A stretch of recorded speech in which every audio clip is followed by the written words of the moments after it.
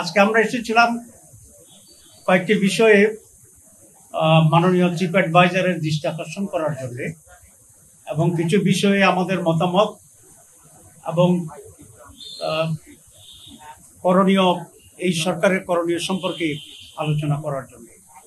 প্রথমে আমরা ওনাকে ধন্যবাদ জানিয়েছি আমেরিকাতে ওনার সাথে দেশের প্রধান রাজনৈতিক দলগুলোর প্রতিনিধিদের সাথে নেওয়ার জন্য, যেটা আমাদের ডেলিগেশনের মর্যাদা সেখানে বৃদ্ধি করেছে এবং জনগণের পার্টিসিপেশন তৈরি হয়েছে। আমরা ওনাকে আরো ধন্যবাদ জানিয়েছি যে ওনার যে কমিটমেন্ট ছিল যে সংস্কার করবেন, উনি দীর্ঘ সময় এক্সারসাইজ করার মাধ্যমে আমরা সংস্কারের কতিপয় বিষয়ে একমত হয়েছি এবং সেই সংস্কারগুলোর উপরে আমরা একটা দলিল তৈরি করার জন্য সকলে মিলে সিগনেচার করেছি। বাংলাদেশ জামাত ইসলামী এই সনদের ওয়ান অফ দি সিগনেটরিজ। এটা জাতীয় ইতিহাসে এটা লিখে থাকবে এবং ইতিহাস থাকবে। মাননীয় উপদেষ্টার পক্ষ থেকে আমাদেরকে ধন্যবাদ জানানো হয়েছে। আমরা যেহেতু এখানে সিগনেচার করেছি, তার এফর্টকে আমরা সমর্থন করেছি। এ প্রসঙ্গে আমরা খুব দুটি স্পষ্ট কথা বলেছি যে দীর্ঘ কয়েক মাস ধরে বহু লোকের পরিশ্রমে, বিভিন্ন রাজনৈতিক দলের অংশগ্রহণে আমরা যে ঐকমত্যে পৌঁছেছি, বেসিক্যালি প্রায় ৮০-র উপরে সংস্কারে, তার ভিতরে বেসিক কতগুলো পয়েন্টস আছে যেটির সংখ্যা ১৯টির মতো, এবং এখানে আমরা সকলেই সিগনেচার করেছি। এখন যেটা প্রয়োজন সেটা হচ্ছে এটাকে আইনি ভিত্তি দেওয়া, এটাকে ইমপ্লিমেন্ট করা এবং এই সনদের মাঝে যেগুলো আগামী নির্বাচন সংশ্লিষ্ট সেগুলোকে আগেই পাশ করিয়ে তার ভিত্তিতে নির্বাচন দেওয়া, সেটা হচ্ছে ইম্পর্টেন্ট। আমাদেরকে এটা বলা হয়েছে যে এটা যে সমস্ত পয়েন্টে আপনারা একমত হয়েছেন সেগুলো নিয়েই সনদ, এটা সাইন করুন। ইমপ্লিমেন্টেশনের ব্যাপারে আমরা আপনাদের সাথে একমত হয়েই সেটা আমরা করব। আমরা আজকে এটা বাস্তবায়নের জন্য ওনার দৃষ্টি আকর্ষণ করেছি। উনি আমাদের সাথে একমত হয়েছেন যে এটা বাস্তবায়ন যদি না হয় তাহলে এই পরিশ্রম তো পণ্ডশ্রম ছাড়া কিছু নয়। তো সে কারণে উনি বলেছেন আমি যথাযথ উদ্যোগ নেব। আমরা সেখানে বলেছি একটি আদেশের মাধ্যমে এটাকে সাংবিধানিক মর্যাদা দিতে হবে।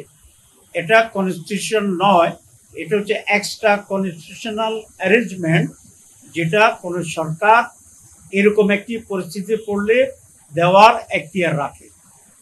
এবং উনি আমাদের সাথে একমত হয়েছেন যে একটা আদেশের মাধ্যমে এটা হবে। কারো কারো কাছে এটা কেউ বলেছেন অধ্যাদেশ দেওয়ার জন্য। অধ্যাদেশ খুব দুর্বল। অধ্যাদেশে এগুলার সাংবিধানিক মর্যাদায় যাওয়ার মতো স্ট্রেংথ অধ্যাদেশে নেই, কিন্তু আদেশ ইজ ইকুইভ্যালেন্ট টু সাংবিধানিক পরিবর্তন, পাওয়ার এবং অথরিটির দিক থেকে। ইতিমধ্যে অনেক এক্সপার্ট কমিটি, ঐকমত্য কমিশন তৈরি করেছে, তারা বৈঠক করেছে। আমরা আমাদের এক্সপার্ট কমিটির সাথে বসেছি। আমাদের এক্সপার্ট কমিটি আবার ঐকমত্য কমিশনের এক্সপার্ট কমিটির সাথে বসছে। এখনো সেই বসা অব্যাহত আছে এবং সকলেই এই পরামর্শই দিয়েছেন যে একটি আদেশের মাধ্যমেই এটাকে বৈধতা দিতে হবে, আর সেই আদেশের উপরেই গণভোট হবে। আমরা এটা ক্লিয়ারলি বলে আসছি। উনি আমাদের কথায় কনভিন্সড হয়েছেন বলে আমাদের মনে হয়। আমরা আশা করি সেদিকে যাবে। ২ নম্বর, আমরা গণভোটের ব্যাপারে বলেছি। আপনারা জানেন গণভোটের ব্যাপারে বিএনপি কোনোভাবে রাজি হচ্ছিল না প্রথম দিকে। আমরা এটা জোর দিয়েছিলাম, কিন্তু শেষ পর্যন্ত বিএনপি গণভোটে রাজি হয়েছে। আমরা বিএনপিকে ধন্যবাদ জানাই। এখন তারপরেও তারা একটা জটিলতা তৈরি করার চেষ্টা করছে, সেটা হচ্ছে গণভোট এবং জাতীয় নির্বাচন একদিনই হইতে হবে। দুটো একেবারে আলাদা জিনিস। একটা হচ্ছে জাতীয় নির্বাচনে জনপ্রতিনিধিরা নির্বাচিত দেশে কারা সরকার চালাবে সেটা সিদ্ধান্ত হবে, আর গণভোট হচ্ছে আমাদের কতগুলো রিফর্মস, সংস্কার, যেগুলো কিভাবে সরকার পরিচালনা হবে, কিভাবে নির্বাচন সুষ্ঠু হবে, কিভাবে প্রধানমন্ত্রীর ক্ষমতা থাকবে, এসব মৌলিক বিষয়, এটার সাথে এটার কোনো রিলেশন নেই। সেই জন্য আমরা বলেছি গণভোটের মাধ্যমে রিফর্মস কমিটি আলাদাভাবে এটাকে পাশ করতে হবে। জনগণ যদি চায় রেফারেন্ডামে, জনগণ যদি হ্যাঁ বলে পাশ হয়ে গেল, জনগণ যদি না বলে পাশ হবে না, কারণ এটা জনগণই সর্বোচ্চ ক্ষমতার মালিক।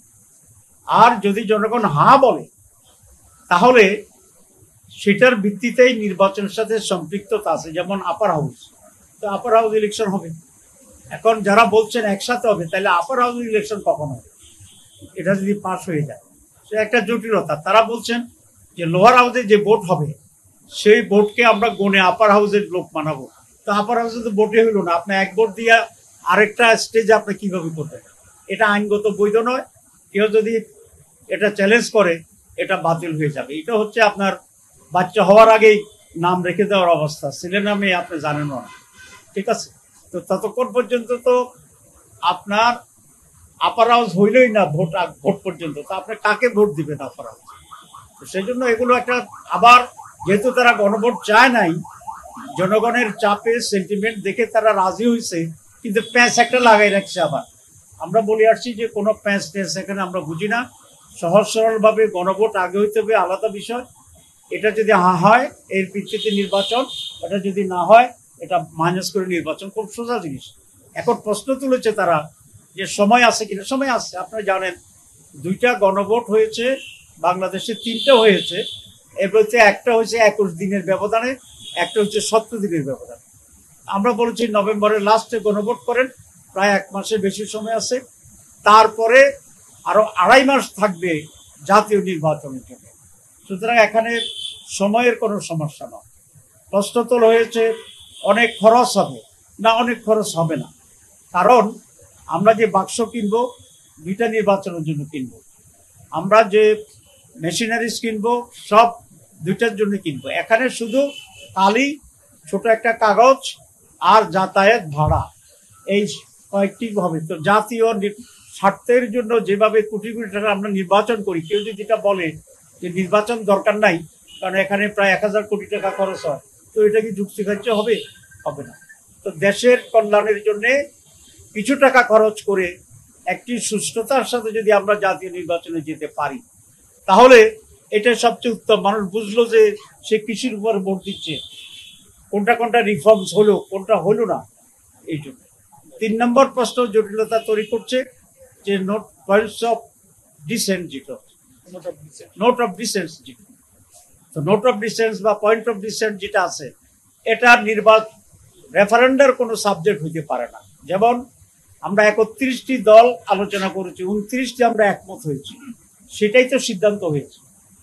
2 দল বলছে আমরা মানি না, তাহলে সিদ্ধান্ত তো হয়েছে একটা, আপনার সিদ্ধান্তের সাথে দ্বিমত, এটাই তো নোট অফ ডিসেন্ট। তো যেটার সিদ্ধান্ত এটার উপরে রেফারেন্ডাম হবে। একটা দল মানি না, 2টা দল মানি না, এটার উপর তো রেফারেন্ডাম হইতে পারে না। তাহলে 31টা দলের 31টা নোট অফ ডিসেন্ট আছে, তো সেগুলো কি ওইভাবে হবে? সেটা হইতে পারে না। সুতরাং এগুলো একটা জটিলতা তৈরির একটা প্রক্রিয়া। আমরা খুব সহজ সরলভাবে যেটা সঠিক সেভাবে আমরা অগ্রসর হতে চাচ্ছি, কারণ আমরা চাই এই জাতি আজকে যে পরিস্থিতি এবং অবস্থা তৈরি করছে, এখানে একটি ঐক্যমতের ভিত্তিতে একটি সুষ্ঠু, নিরপেক্ষ, সকলের অংশগ্রহণমূলক, জনগণের অংশগ্রহণমূলক একটা নির্বাচন আমাদের জন্য জরুরি, দেশকে স্থিতিশীল করার জন্য। এই জন্য কোনো ধরনের জটিলতা তৈরি না করে আমরা সবাই মিলে যেন ফেব্রুয়ারিতে একটা আনন্দময় নির্বাচনে যেতে পারি, সেইভাবেই আচরণের জন্যই আমি সকল রাজনৈতিক দলের প্রতি আমি আহ্বান জানাচ্ছি।